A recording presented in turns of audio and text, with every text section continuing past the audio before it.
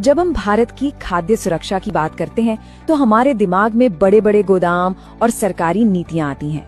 लेकिन इस पूरी चेन की जो सबसे जरूरी और सबसे अनदेखी कड़ी है, यानी राशन डीलर, उसकी कहानी अक्सर अनसुनी रह जाती है। आज हम उसी हकीकत की तह तक जाएंगे जो सिस्टम और जनता के बीच लगातार पिस रही है। ये सिर्फ एक लाइन नहीं है, बल्कि बिहार के हजारों पीडीएस डीलरों की रोज की जिंदगी का निचोड़ है। ये वो कहानी है जो अक्सर सरकारी फाइलों की धूल और लोगों की शिकायतों के शोर में कहीं खो जाती है। सोचिए, करोड़ों लोगों तक अनाज पहुंचाने वाले इतने बड़े सिस्टम का चेहरा कौन है? वो है एक राशन डीलर। वो सरकार और जरूरतमंद लोगों के बीच एक पुल की तरह है। लेकिन उस पुल पर कितना बोझ है, उसमें कितनी दरारें हैं, ये कहानी लगभग अदृश्य है।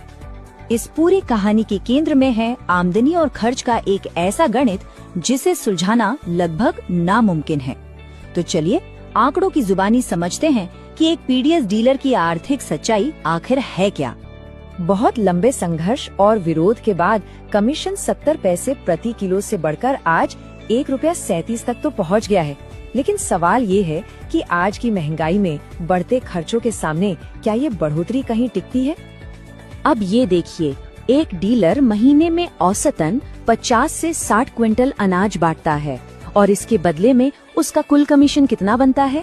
सिर्फ 6 से 8 हजार रुपए। ये उनके महीने भर की मेहनत का सिला है।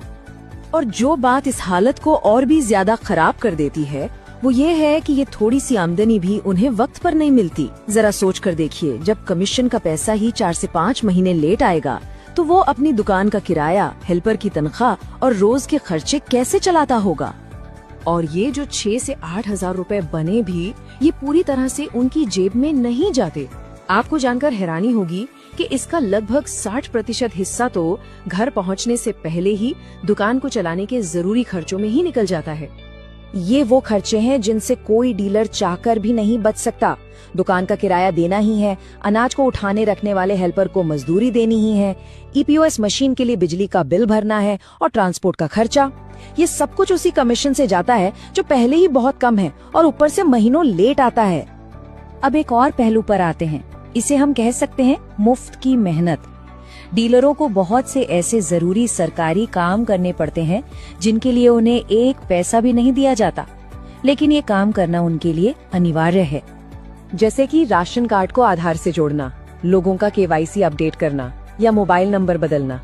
ये सारे जरूरी काम अब डीलर के ही कंधों पर डाल दिए गए हैं।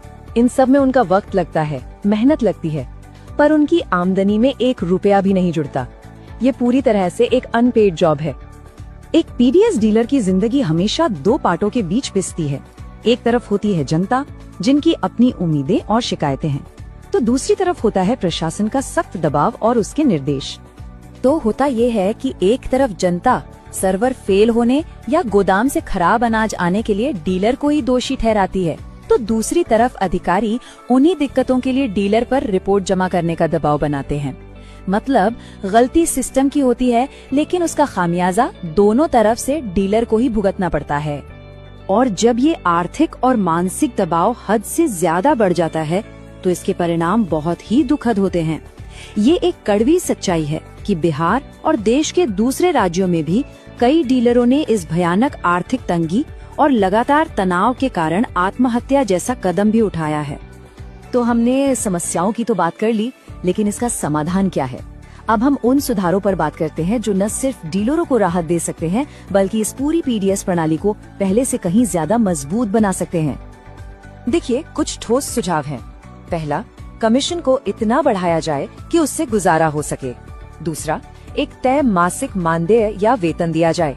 तीसरा, हर डिजिटल काम का भुगतान हो। चौथा, ट्रांसपोर्ट जैसे खर्चों को अलग से दिया जाए। और सबसे जरूरी, प्रशासनिक दबाव को कम करके काम करने का एक सम्मानजनक माहौल बनाया जाए। तो अंत में सवाल सिर्फ एक डीलर की आमदनी का नहीं है। पीडीएस डीलरों को सपोर्ट करना असल में हमारे पूरे खाद्य सुरक्षा के नेटवर्क को मजबूत करना है। आखिर अगर इस इमारत की नींव की ईंट ही कमजोर होगी तो ये करोड़ों लोगों का पेट भरने वाली इमारत आखिर खड़ी कैसे रहेगी? इस पर विचार करना बहुत जरूरी है।